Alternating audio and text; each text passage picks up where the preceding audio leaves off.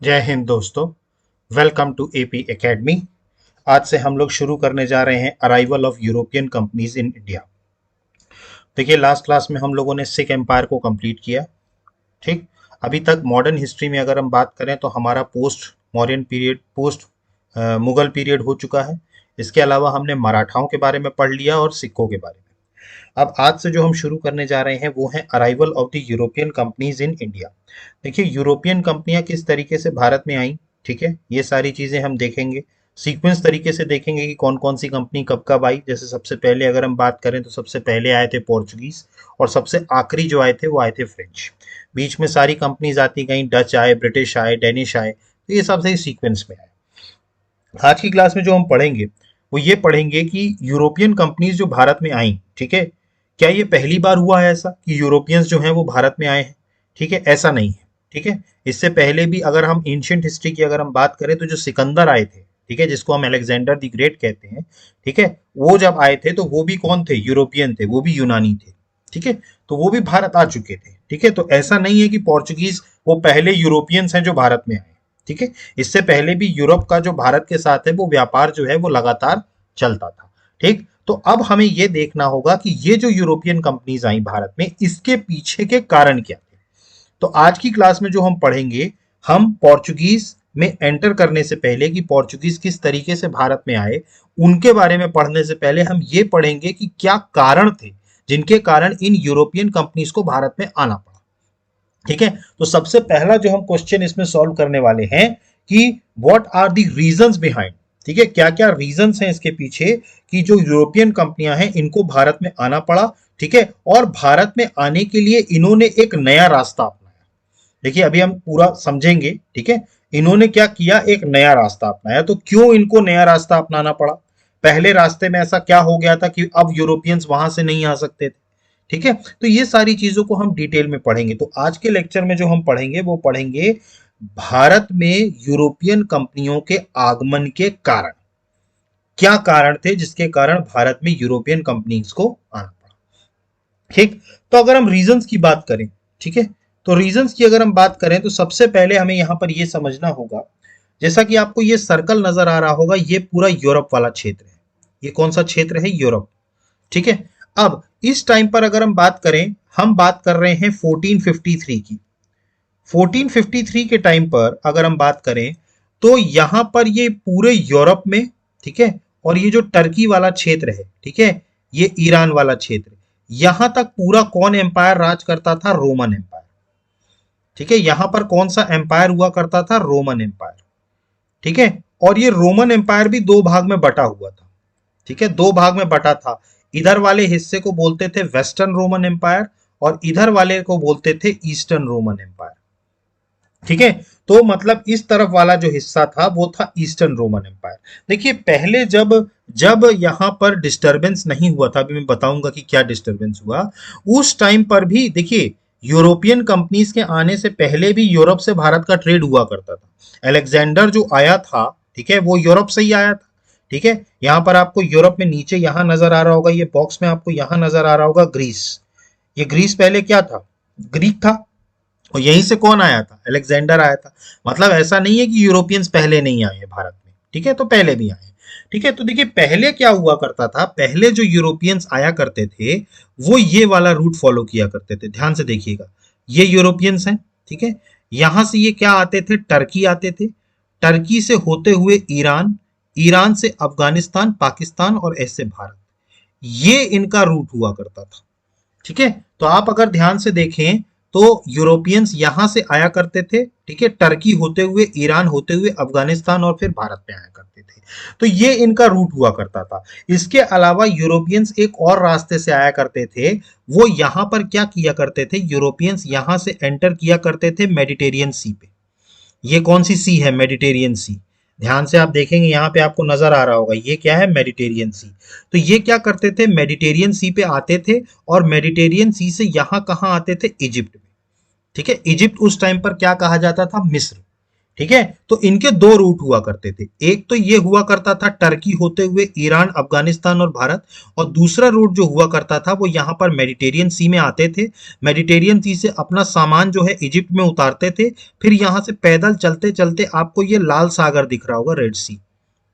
ठीक है, तो ये फिर क्या करते थे, अपनी नाव को लेकर के रेड सी में आते थे और रेड सी से होते हुए ये भारत पहुंचते थे। ठीक है, तो देखिए भारत पहुंचने के उस टाइम पर यूरोप के दो रूट थे। एक तो ये लैंड रूट था जिसमें टर्की होते हुए, ईरान होते हुए इंडिया पहुंचते थे, जिससे अलेक्जेंडर आया था। ठीक, और एक इनका ये सी रूट हुआ करता था जिससे ये यूरोपियंस किधर आ जाते थे, मेडिटेरियन सी में आ जाते थे। मेडिटेरियन सी से इजिप्ट, इजिप्ट से लाल सागर रेड सी पे, और रेड सी से भारत। ठीक है, तो ये सारा क्या हुआ करता था, यूरोपियंस का पहले ट्रेड रूट हुआ करता था।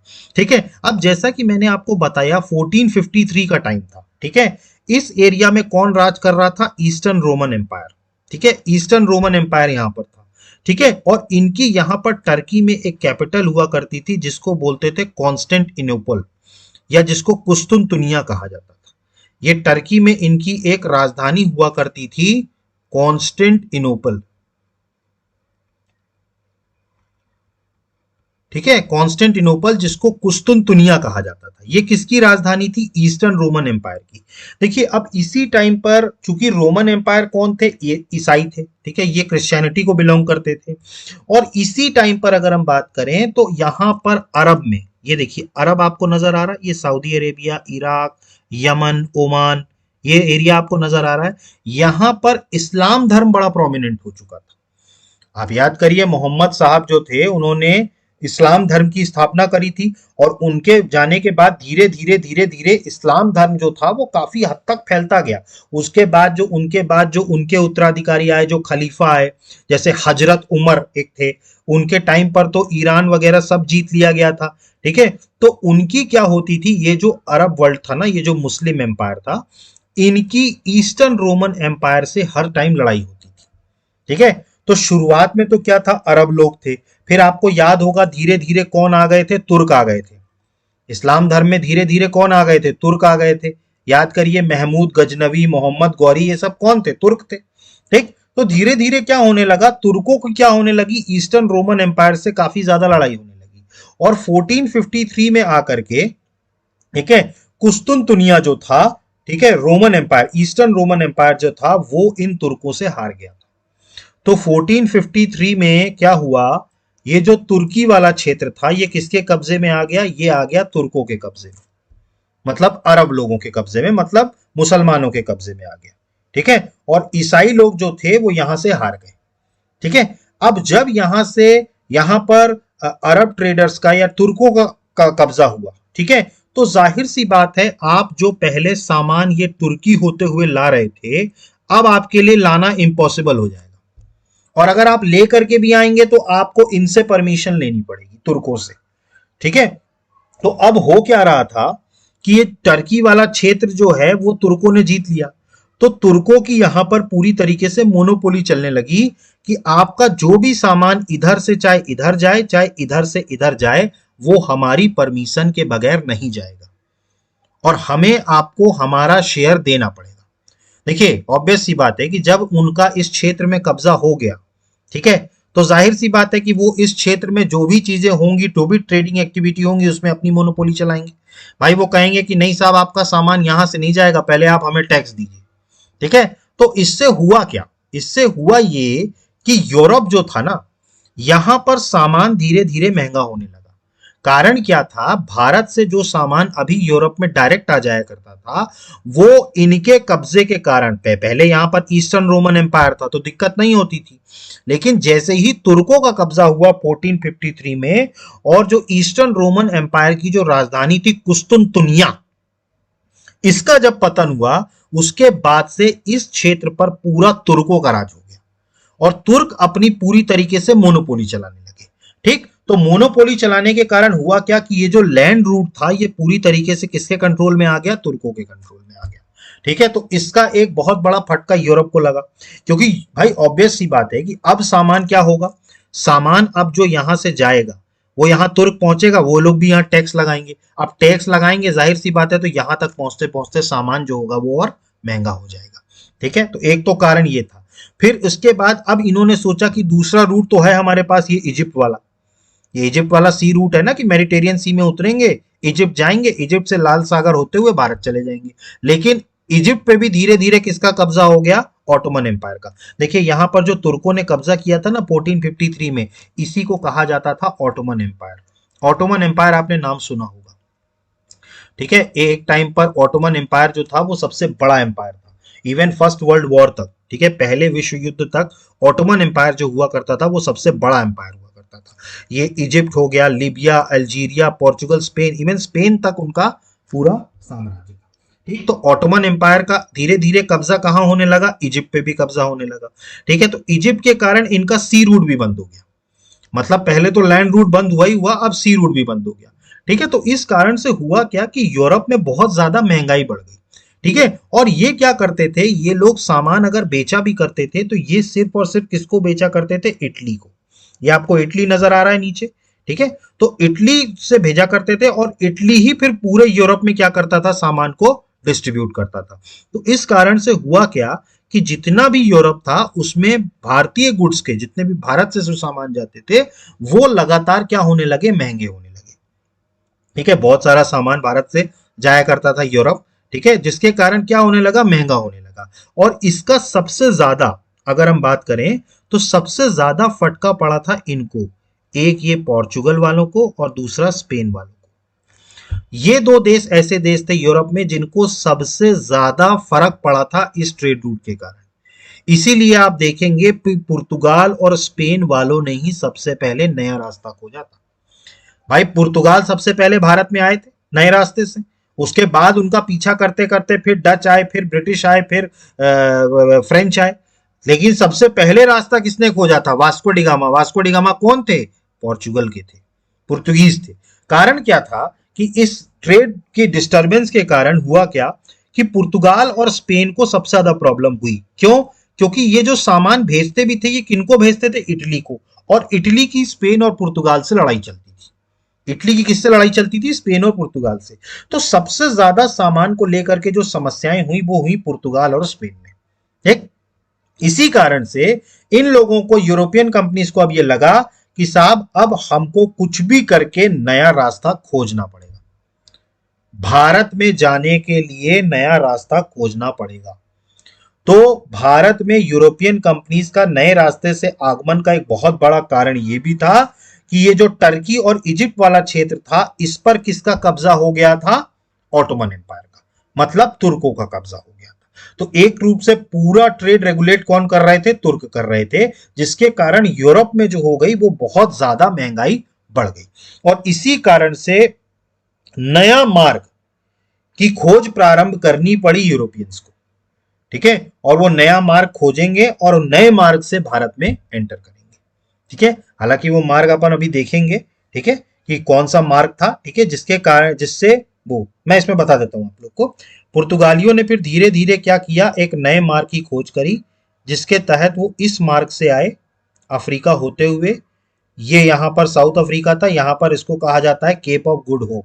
अभी हम आगे पढ़ेंगे, इसका भी महत्व है केप ऑफ गुड होप का, ठीक है। इसको केप ऑफ गुड होप क्यों कहा जाता है ये भी समझेंगे। और यहां से होते हुए ये मेडागास्कर होते हुए और यहां से फिर ये कहां एंटर किए? भारत में एंटर किए। वास्को डिगामा जो आया था वो इसी रास्ते से आया। तो ये नया रूट खोजा गया, ठीक है, जिसमें ये पहले नीचे गए बिल्कुल Atlantic ocean, south Atlantic ocean तक, फिर ये घूमे और यहां से मेडागास्कर होते हुए इंडियन ओशियन, अरेबियन सी होते हुए भारत पहुंचे, ठीक। तो ये नया ट्रेड रूट खोजा गया। कारण क्या था कि कुस्तुनतुनिया, कॉन्स्टेंटिनोपल पर ऑटोमन एम्पायर्स का कब्जा होना। इजिप्ट में भी किसका कब्जा हो गया? ऑटोमन एम्पायर्स का। तो इस कारण से हुआ क्या? ट्रेड बहुत ज्यादा इफेक्टिव हो गया, इफेक्टेड हो गया, ठीक। तो अब नया रास्ता तो खोजना था, ये बात तो अब तय हो गई, ठीक है। और नया रास्ता खोजा भी गया। 1498 में वास्को डिगामा ने इसी रास्ते से भारत आए थे। क्लियर हुआ ये? ठीक है, तो समझ में आया। तो पहला रीजन आपको समझ में आया। पहला रीजन था कुस्तुनतुनिया का पतन, ठीक है, कॉन्स्टेंटिनोपल का पतन, ठीक है, 1453 में। अब इसके बाद अगर हम बात करें अगला जो कारण था, ठीक है, अगला कारण था पुनर्जागरण, रेनाइसांस। देखिए यूरोप में उस टाइम पर पुनर्जागरण हुआ। देखिए यूरोप की जो सोसाइटी थी, ठीक है, ये बेसिकली पोप सोसाइटी हुआ करती थी। देखिए क्रिश्चियनिटी में क्या होता था, एक समय पर उनके राजनीतिक और एक तरीके से धार्मिक प्रमुख कौन हुआ करते थे, पोप। ठीक है, पोप हुआ करते थे, मतलब पोप का शासन चला करता था। पोप कौन था, उलेमा वर्ग था क्रिश्चियनिटी का। क्रिश्चियनिटी का जो उलेमा वर्ग हुआ करता था वो कौन हुआ करता था, पोप। जैसे अगर हम बात करें तो जो इस्लाम में चलता था, ठीक है, इस्लाम में क्या चलता था, खलीफा। इस्लाम में कौन हुआ करते थे, खलीफा, उनके राजनीतिक और धार्मिक प्रमुख। ऐसे ही ईसाई में कौन हुआ करते थे, पोप। ठीक है, ईसाई में इनका किसका राज चलता था, पोप। ठीक है, तो पूरे यूरोप की अगर हम बात करें तो उस टाइम पर पूरे यूरोप में सिर्फ पोप की ही बात चला करती थी। ठीक है, और पोप की ही सारी चीजों को माना जाता था। ठीक है, और पोप ही जो कहते थे वही चीजें होती थी। ठीक है, अब हुआ क्या, 1453 में चूंकि पोप ने ये बात कही कि हमारा आशीर्वाद आपके साथ है और ये जो है ये गॉड की मर्जी है कि आप जीतोगे। लेकिन हुआ क्या, 1453 में अरबों से क्या हार गए, तुर्क से कौन हार गए, ईस्टर्न रोमन एम्पायर हार गया। अब हार गया तो जाहिर सी बात है कि इस क्षेत्र में जो स्कॉलर्स या हम जिसे कहते हैं कि बहुत सारे लोग जो इस कुस्तुनतुनिया वाले क्षेत्र में रहते थे, जैसे कि जो एक तरीके से कहा जाए तो ये जो पूरा रोमन एम्पायर का एक तरीके से विज्ञान, साइंस, ठीक है, साहित्य, कला, सभ्यता, संस्कृति का केंद्र हुआ करती थी। लेकिन 1453 में कुस्तुनतुनिया का पतन हुआ, जिसके कारण ये सारे जितने भी स्कॉलर्स थे ये कहां भाग गए, यूरोप भाग गए। भाई यहां पर किसका कब्जा हुआ, अरब का कब्जा हुआ, तुर्कों का। तो वहां से जितने भी स्कॉलर्स हुआ करते थे वो सब कहां भागे, Roman empire, sorry western Roman empire, Europe चले गए। अब उन्होंने वहां पर क्वेश्चन किया चीजों को लेकर के कि आप जो हैं ये क्या कर रहे हैं, अभी तक आप पोप की बात मान रहे हैं, सारी चीजें, अगर पोप की बात सच होती तो आप कुस्तुनतुनिया का युद्ध नहीं हारते। 1453 में, 1453 में आप कुस्तुनतुनिया का युद्ध हार गए। तो इस तरीके से क्या हुआ, वहां के समाज को चेंज किया इन स्कॉलर्स ने कि आप लोगों को नई नई डिस्कवरी करनी चाहिए।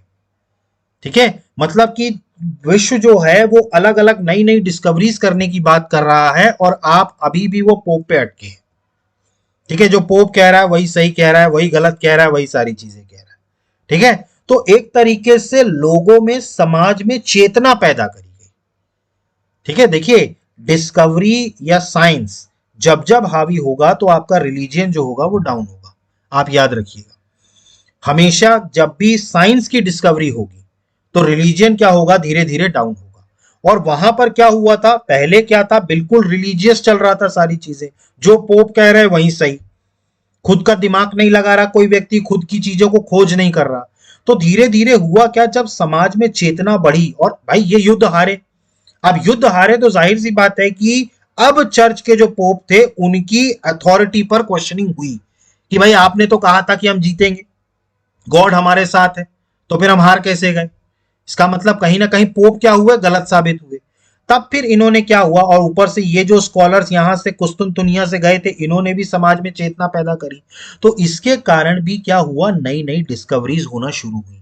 तो आप देखेंगे यूरोप में 1453 कुस्तुनतुनिया के पतन के बाद से लगातार नई नई चीजें डिस्कवर होनी शुरू हुई। ठीक है, और यही डिस्कवरी जो होगी, यही पुनर्जागरण जो होगा, जिसके कारण नई नई डिस्कवरीज होंगी, नए नए आविष्कार होंगे, और इसी से क्या होगी, चेतना जागेगी कि नहीं भाई अब हमें नया ट्रेड रूट ढूंढना है, हमें नया ट्रेड रूट ढूंढना पड़ेगा, व्यापारी मार्ग ढूंढना पड़ेगा हमको। ठीक है, मतलब पहले क्या थे, यूरोपियंस नहीं सोच रहे थे ये सारी चीजें, लेकिन जैसे जैसे उनको समझ में आ गया कि साहब अब हमें नया ट्रेड रूट ढूंढना पड़ेगा, तो ये किस कारण से हुआ, ये जो स्कॉलर्स यहां से गए उन्होंने समाज की सोच को बदला। इसी को बोलते हैं रेनाइसांस। रेनाइसांस का मतलब क्या होता है कि जो समाज चल रहा है उसकी सोच को बदलना, यही रेनेसांस होता है। तो दूसरा बहुत बड़ा कारण यह भी था ये नया ट्रेड रूट खोजने का कि समाज में चेतना आई, नवीन चेतना आई कि भैया अब हम डिस्कवरी पे ध्यान देंगे, अब हम साइंस पे ध्यान देंगे। ठीक है, अब हम ये पोप क्या कह रहे हैं इस बात पर विश्वास नहीं करेंगे। ठीक है, क्योंकि पोप की बात पे विश्वास किया और युद्ध हार गए।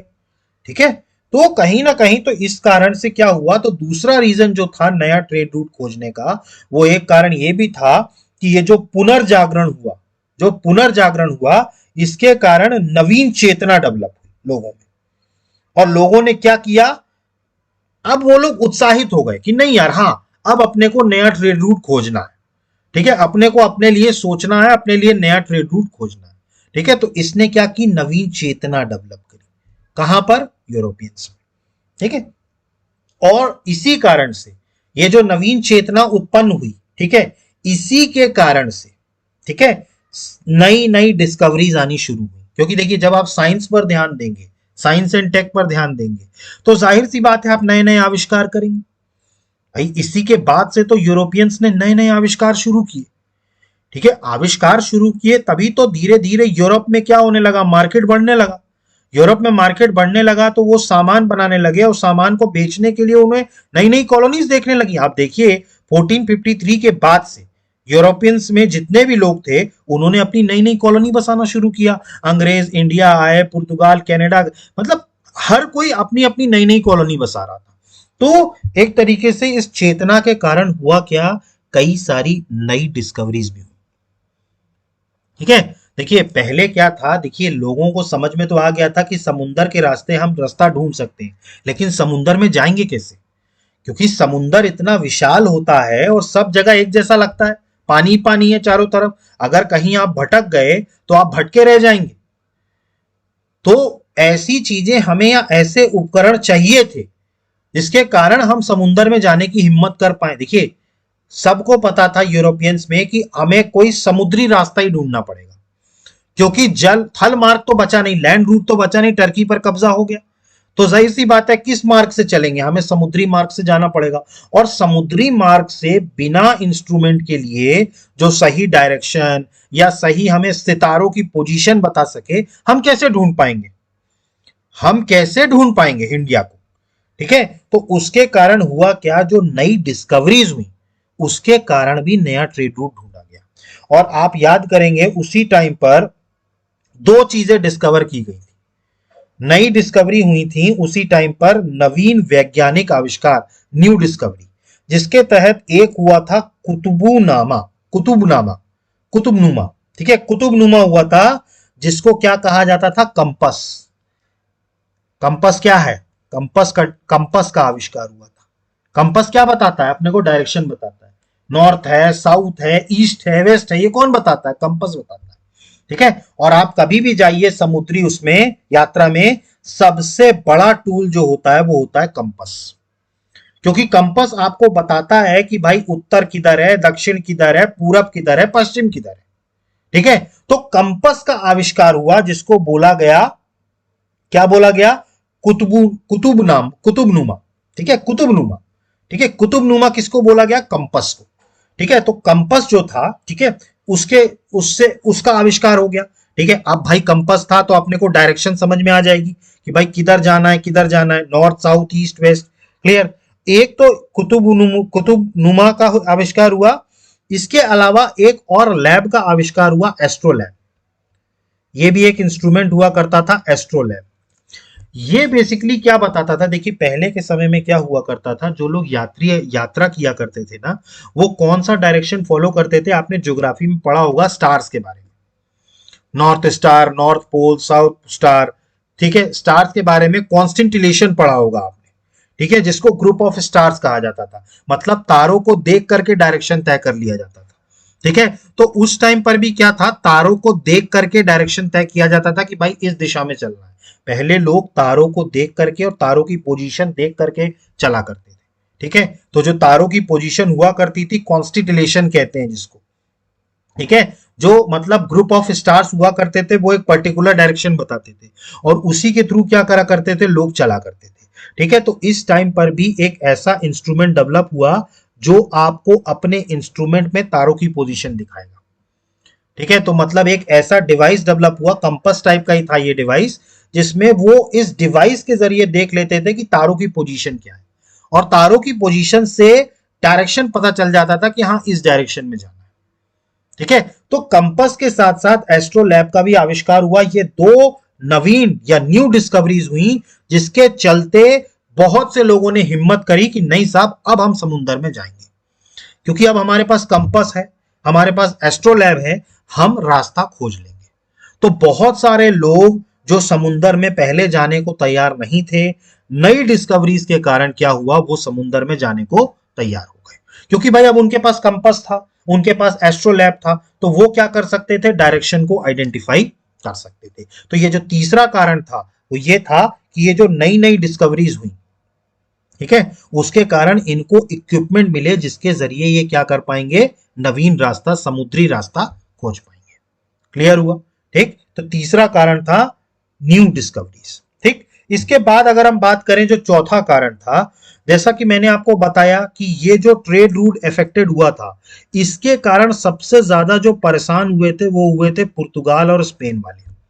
ठीक है, तो जाहिर सी बात है यहाँ के उस टाइम के जो राजा महाराजा रहे हैं, ठीक है, जैसे अगर हम बात करें इस टाइम पर स्पेन की एक रानी हुआ करती थी जिसका नाम था इसाबेला। इसाबेला उस टाइम पर एक रानी हुआ करती थी स्पेन की जिनका नाम था इसाबेला, और पुर्तगाल के एक राजकुमार हुआ करते थे हेनरी द नेविगेटर। पुर्तगाल के उस टाइम पर एक राजकुमार हुआ करते थे हेनरी द नेविगेटर। इन्होंने भी लोगों के अंदर बहुत सारी जागृति पैदा करी। देखिए क्या होता है, इन्होंने भी लोगों को एनकरेज किया। देखिए सबसे ज्यादा परेशानी पुर्तगाल और स्पेन को थी, ठीक है, तो पुर्तगाल और स्पेन के जो राजे और रानी थे, इन्होंने अपने लोगों के अंदर प्रोत्साहन पैदा करने के लिए उनको कहा कि आप समुद्री रास्ता जाकर के ढूंढिए, आपको पैसा रुपया सब कुछ हम देंगे, बट आप नवीन रास्ता ढूंढिए। ठीक है, तो इस टाइम पर जो हेनरी द नेविगेटर, उनका नाम ही इसीलिए पड़ा था क्योंकि पुर्तगाल के जो राजा हेनरी थे, ये नया समुद्री रास्ता खोजने के लिए बिल्कुल आतुर थे कि भैया जितना पैसा लेना है ले लो, जितना जो भी चीज चाहिए वो सब ले लो, लेकिन नया रास्ता, समुद्री रास्ता खोजो। तो इसी ने क्या किया, बहुत सारे लोगों को भेजा पैसा दे करके, प्रोत्साहन और सहायता, जिसके कारण बहुत सारे लोग प्रोत्साहित हुए कि नहीं साहब हम भी जाएंगे अब समुद्र में खोज, नया रास्ता खोजने के लिए। भाई राजा पैसा दे रहा है, सारा खर्चा दे रहा है, सब कुछ दे रहा है, चलो घूम के आते हैं। ऊपर से कंपास और एस्ट्रोलैब जैसे इक्विपमेंट जो है वो उसकी डिस्कवरी हो चुकी थी। ठीक, तभी लोग क्या कर पाए, हिम्मत कर पाए समुद्री रास्ता खोजने की। वरना आप सोचिए समुद्र में रास्ता खोजना मतलब अपने आप में वो आत्महत्या करने के बराबर है। समुद्र कितना बड़ा होता है, समुद्र में तूफान आते हैं, समुद्र में बहुत सारे अर्थक्वेक्स आते हैं। ठीक, तो इस कारण से क्या हुआ, लोगों में चेतना भी जगाई। तो ये भी एक कारण थे, इनके जो राजा महाराजा थे पुर्तगाल के और स्पेन के, इनके भी एंथुजियाज्म के कारण क्या हुआ, नया ट्रेड रूट खोजा गया। तो ये चौथा कारण। ठीक है, ठीक, तो ये सारी चीजें थी। अब इसके बाद जो पांचवा कारण आता है वो सबसे इंपॉर्टेंट है। जैसा कि मैंने आपको बताया कि भारत से बहुत सारा सामान जो है वो यूरोप जाया करता था। ठीक है, अब पहले तो क्या था, ये लैंड रूट था या सी रूट था जिसके कारण जाया करता था, लेकिन अब क्या होने लगा, धीरे धीरे क्या होने लगा, अब ये रूट बंद हो गया। ठीक, तो वो वस्तुएं जो पहले आराम से जाया करती थी, अब वो वस्तुएं बहुत महंगी हो गई थी और उन वस्तुओं की यूरोप में बहुत ज्यादा मांग थी। जैसे अगर हम बात करें तो भारत में यूरोपियन कंपनीज का आने का सबसे बड़ा कारण था भारत में जो मसाले होते थे, स्पाइसेस। ये आप देखेंगे भारत का जो केरल वाला क्षेत्र है उसको स्पाइस गार्डन ऑफ इंडिया कहा जाता है। सबसे अच्छे और सबसे गुणवत्ता मसाले जो हैं वो केरल में मिलते हैं। ठीक है, इसके अलावा आपको यहाँ सुमात्रा इंडोनेशिया दिख रहा है, यहां पर भी मसालों की खेप बहुत ज्यादा थी। क्या थी, मसालों की खेप बहुत ज्यादा थी, और उस टाइम पर यूरोप में मसालों की मांग सबसे ज्यादा थी। अब देखिए मसालों की मांग के कारण क्या था, देखिए यूरोप में बेसिकली क्या है, देखिए अगर आप यहां पर ध्यान से देखें तो इक्वेटर से काफी ऊपर है यूरोप। ठीक है, ये इक्वेटर आपको दिख रहा है 0 डिग्री लाइन। ठीक है, मतलब कि ये जो क्षेत्र है ये फ्रीज्ड जोन की तरफ है, मतलब फ्रीज जोन ना भी कहें तो हम टेम्परेट जोन कह सकते हैं।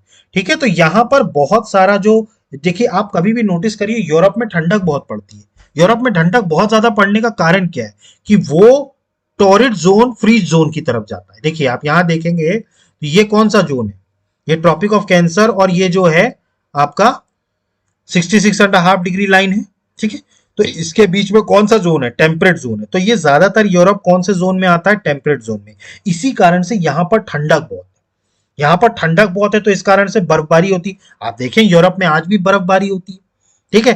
तो बर्फबारी होने के कारण यहां पर क्या होता था, यूरोप में बहुत ज्यादा एग्रीकल्चर प्रॉस्परस नहीं था। मतलब कृषि, अगर हम बात करें कृषि की, ठीक है, तो कृषि बहुत ज्यादा प्रॉस्परस नहीं था इस क्षेत्र में, ठीक है। और कृषि का प्रॉस्परस ना होना, भाई देखिए जाहिर सी बात है, हमारे यहाँ कृषि प्रॉस्परस हुई तभी तो लोग नॉन वेजिटेरियन से वेजिटेरियन बने। भाई फल सब्जी ये सब उगा तभी तो लोग वेजिटेरियन बने। आज अपने यहाँ वेजिटेरियन लोग ज्यादा क्यों हैं? क्योंकि अपने यहाँ गेहूं है, चावल है, सब्जी है, दाल है, अपना सब्जियां हैं, फल हैं, ये सब वेजिटेरियन, ठीक है। तो यहाँ क्या था, चूंकि ये ठंडा प्रदेश हुआ करता था, यूरोप आज भी ठंडा है, ठीक है। तो ठंडा प्रदेश होने के कारण यहां पर सबसे ज्यादा किस चीज की मांग होती थी? नॉनवेज, क्योंकि भाई इंसान खाएगा तो ना, ठीक है। अब जब जिसके यहाँ पर ज्यादा एग्रीकल्चर नहीं हो रहा है तो वो लोग कौन होंगे? Non vegetarian.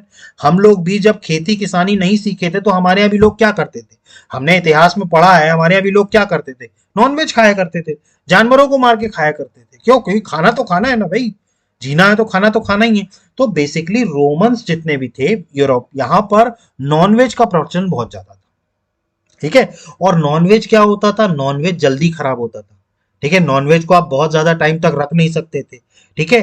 तो स्पाइसेस वो काम करते थे जो नॉनवेज को लंबे समय तक रखते थे फ्रेश। देखिए आप याद करिए, मसालों में एक वो होती है एंटी बैक्टीरिया। देखिए कोई भी खाने का सामान, खाने का पदार्थ खराब क्यों होता है? बैक्टीरिया के कारण, ठीक है। तो जब आप, लेकिन आप उसी चीज को अगर आप मसाले में लपेट दीजिए, ठीक है, तो वो जल्दी खराब नहीं होगा। कारण क्या है? मसाले एंटी बैक्टीरियल होते हैं, ये एंटी बैक्टीरिया का काम करते हैं। तो इसके लिए स्पाइसेस की बहुत ज्यादा मांग थी। और ऑब्वियस सी बात है कि मसाले स्वाद देते हैं। भाई नॉनवेज आप खाते हो, मसाले के बिना नॉनवेज अच्छा लगता है क्या? बिल्कुल नहीं लगता। तो यहां पर भी क्या है, मसालों को लेकर के बहुत ज्यादा मांग थी, ठीक है। तो रीजन आपको समझ में आया, ठीक है। ठंडे प्रदेश होने के कारण यहाँ पर नॉनवेज की प्रथा थी, और नॉनवेज की प्रथा होने के कारण उसको फ्रेश रखने के लिए स्पाइसेस का इस्तेमाल किया जाता था, मसालों का। क्लियर हुआ? ठीक। तो ये एक तो स्पाइसेस तो थे ही, इसके अलावा भारत के जो सूती कपड़े थे, कॉटन क्लोथ्स, इसकी भी बड़ी मांग थी, ठीक है। तो जो कॉटन के कपड़े हुआ करते थे, आप याद करेंगे आगे चल के हम जब पढ़ेंगे अंग्रेजों के बारे में, तो अंग्रेजों ने हमारा सबसे बड़ा जो एक्सपोर्ट हुआ करता था कॉटन क्लोथ्स, इसी को तोड़ा था अंग्रेजों ने। हमारे यहाँ जो हस्तशिल्प हुआ करता था उसको क्या बनाया गया? मैनमेड बनाया गया, मशीनों के थ्रू बनाया गया, मशीनों के थ्रू बनाया गया, ठीक है। तो इस कारण से क्या हुआ था, जो कॉटन क्लोथ्स हमारा जो सबसे बड़ा एक्सपोर्ट हुआ करता था उसको तोड़ा गया था। तो यूरोप में हमारे कॉटन क्लोथ्स की मांग बहुत ज्यादा थी। इसके अलावा जो हमारे यहाँ जो मसाले हुआ करते थे, ठीक है, इसके अलावा जो हमारे सिल्क के कपड़े हुआ करते थे, क्योंकि यूरोप में गर्मी बहुत पड़ती थी, सॉरी ठंडक, सॉरी ठंडक, यूरोप में क्या पड़ती थी? ठंडक बहुत पड़ती थी। तो जाहिर सी बात है ठंडक पड़ेगी तो उसमें कौन से वस्त्र लगेंगे? रेशमी वस्त्र, सिल्क के कपड़े, ठीक है। तो इसी कारण से ये सिल्क के कपड़े हों, कॉटन के कपड़े हों या मसाले हों, इनकी रिक्वायरमेंट्स यूरोप में बहुत ज्यादा थी, ठीक है। तो इस कारण से इन वस्तुओं के भी कारण थे, जिसके कारण जो है यहाँ पर नया ट्रेड रूट इनको बनाना पड़ा, ठीक है, क्योंकि इन वस्तुओं की मांग जो थी वो बहुत ज्यादा थी। क्लियर? ठीक है। तो इन वस्तुओं की क्या थी? मांग बहुत ज्यादा हुआ करती थी, ठीक है। तो ये पांचवा कारण था जिसके कारण इन वस्तुओं की मांग ज्यादा थी, इसके कारण से किया गया, ठीक है। इसके अलावा अगर हम बात करें तो बहुत सारे और भी कारण थे, ठीक है। जैसे अगर हम बात करें तो एक तरीके से धर्म का प्रचार करने के लिए भी एक ये भी रीजन हुआ करता था, भाई क्रिश्चियनिटी को प्रोपोगेट भी करना है, तो भाई नई जगह खोजो जिससे हम क्रिश्चियनिटी को प्रोपोगेट कर सकें, ठीक है। व्यापारिक साम्राज्य बनाना है, अपने आप को बिजनेस वर्ल्ड बनाना है, ठीक है। इसके अलावा राष्ट्रीय गौरव हुआ करता था, नेशन प्राइड हुआ करता था कि भाई हमें नया मार्ग खोजना है। तो ये सारे कारण थे जिसके कारण नया मार्ग खोजा गया, ठीक है। नया मार्ग जिसके कारण क्या किया गया? खोजा गया।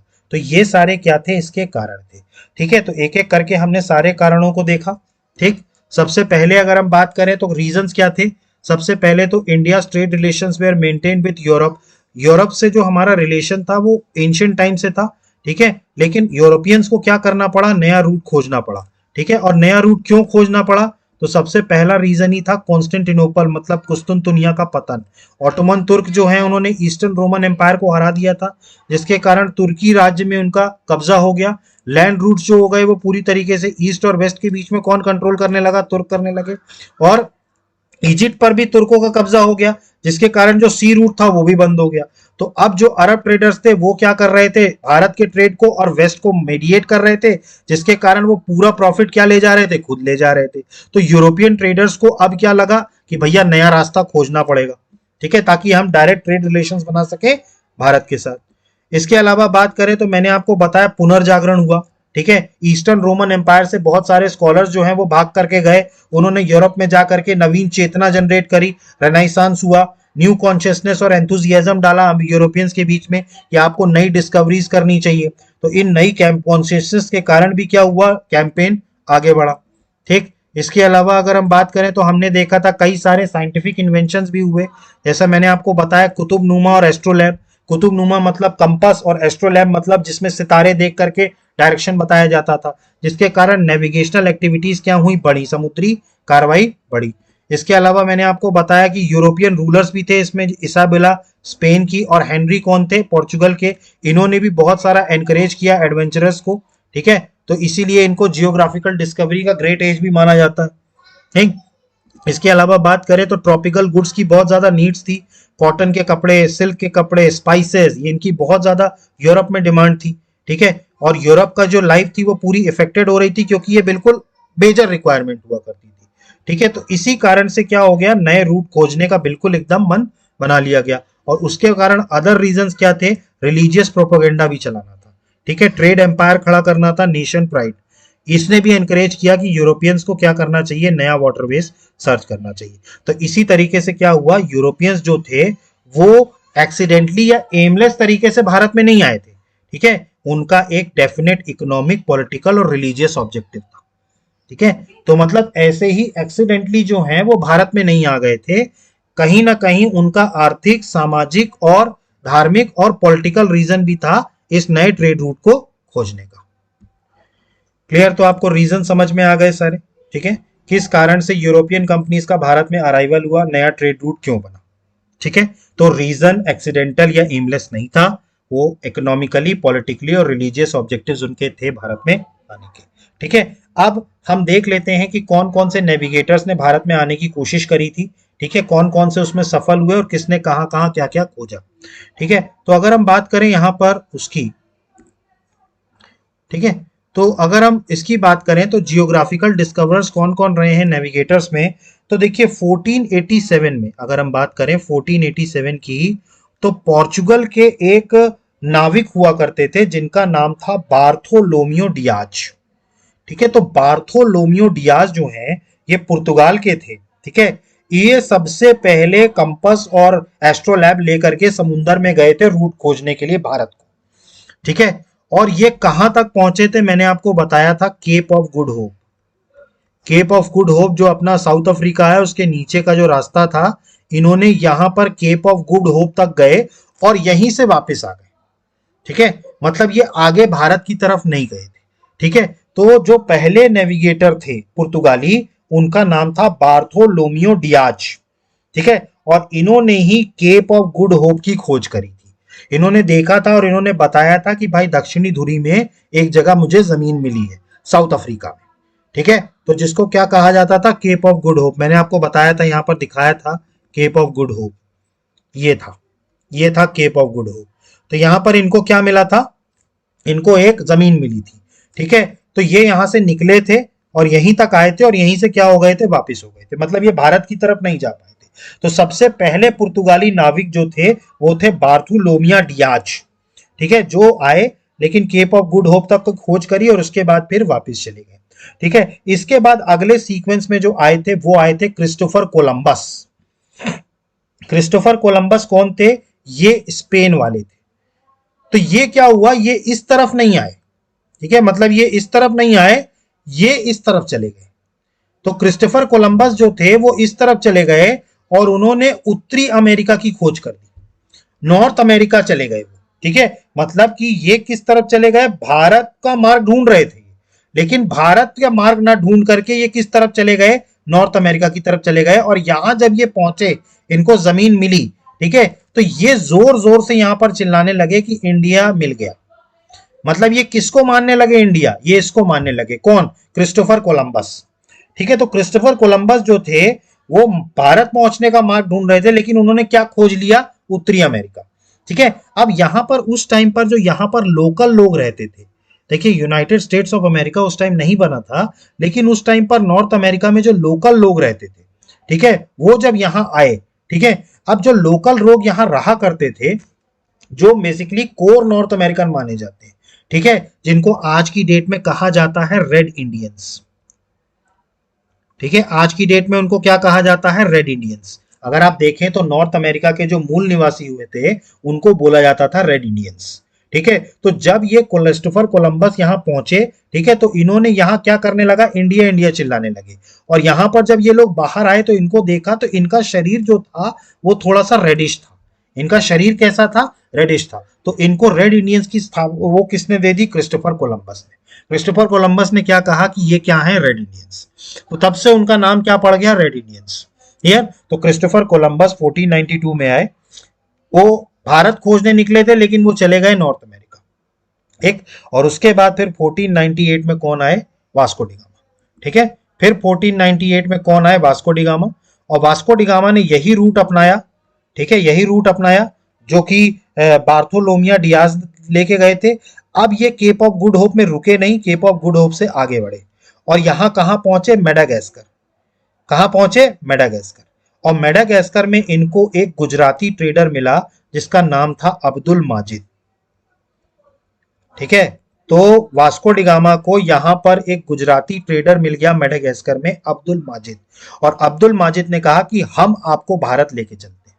और फिर अब्दुल माजिद के साथ ये कौन था? गुजराती ट्रेडर। ठीक है, तो अब्दुल माजिद के साथ वास्को डिगामा कहां पहुंचे? भारत पहुंचे। और भारत में कहां पहुंचे? केरला। केरला में किसने स्वागत किया? यहां पर केरला में जैमोरिन थे, जैमोरिन शासक थे। उन्होंने क्या किया? केरला में इनका स्वागत किया। ठीक है, तो इस तरीके से वास्को डिगामा जो थे वो 1498 में भारत पहुंच गए। कहां पहुंचे? केरला के तट पर। और इनका स्वागत किसने किया था? उस टाइम पर केरला के राजा कौन थे? जैमोरिन। ठीक है, ये चीज आपको समझ में आई। ठीक, इसके बाद फिर हालांकि इंग्लैंड के एक निवासी थे कैप्टन कुक, वो भी यहां से निकले, लेकिन वो भारत ना जाकर के केप ऑफ गुड होप से इस तरफ चले गए और उन्होंने ऑस्ट्रेलिया और तस्मानिया की खोज कर दी। तो कैप्टन कुक ने कहां की खोज करी? ऑस्ट्रेलिया और तस्मानिया की। ये इंग्लैंड के थे। स्पेन वाले जो क्रिस्टोफर कोलंबस थे, उन्होंने किसकी खोज करी? अमेरिका की खोज करी। और जो वास्को डिगामा थे पुर्तगाल वाले, उन्होंने किसकी नया ट्रेड रूट कौन सा खोजा? इंडिया का खोजा। क्लियर हुआ? ठीक, तो यहां तक आपको समझ में आया। ठीक, तो इसके बाद वाले पॉइंट्स आपको याद रखने हैं, मैंने आपको बताया। तो एक तो पोर्चुगीज थे बार्थोलोमियो डियास, उसके बाद आए क्रिस्टोफर कोलंबस, उसके बाद आए वास्को डिगामा, और कैप्टन कुक जो थे ये इंग्लैंड के एक रेजिडेंट थे जिन्होंने ऑस्ट्रेलिया और तस्मान, ठीक है, और ये हॉलैंड के रहने वाले थे, ठीक है, जिन्होंने तस्मानिया की खोज करी। क्लियर? तो यहाँ तक आपको आई होप कि आपको समझ में आ गया होगा क्या रीजंस थे यूरोपियन कंपनीज के भारत में आने के, और कौन कौन से जियोग्राफिकल डिस्कवरर्स थे जिन्होंने भारत तक का रास्ता अपनाया, अलग अलग रास्ते अपनाए। ठीक, तो यहाँ तक आज की क्लास को हम यहीं पर स्टॉप करते हैं। कल से फिर हम जो पढ़ेंगे वो पढ़ेंगे पुर्तगाली किस तरीके से भारत में आए और किस तरीके से उन्होंने अपना साम्राज्य खड़ा किया। ठीक है, मतलब हम कल पुर्तगालियों के बारे में पढ़ेंगे। ठीक है, तो आई होप कि आपको सारी चीज़ें समझ में आ गई होंगी। इसके बाद भी अगर आपको कोई डाउट उठ रहा है तो प्लीज़ कमेंट बॉक्स में मेंशन कीजिए। अदरवाइज आप हमारे चैनल को लाइक कीजिए, सब्सक्राइब कीजिए और मैक्सिमम से मैक्सिमम शेयर कीजिए। So guys, thank you, have a good day, जय हिंद, नमस्कार।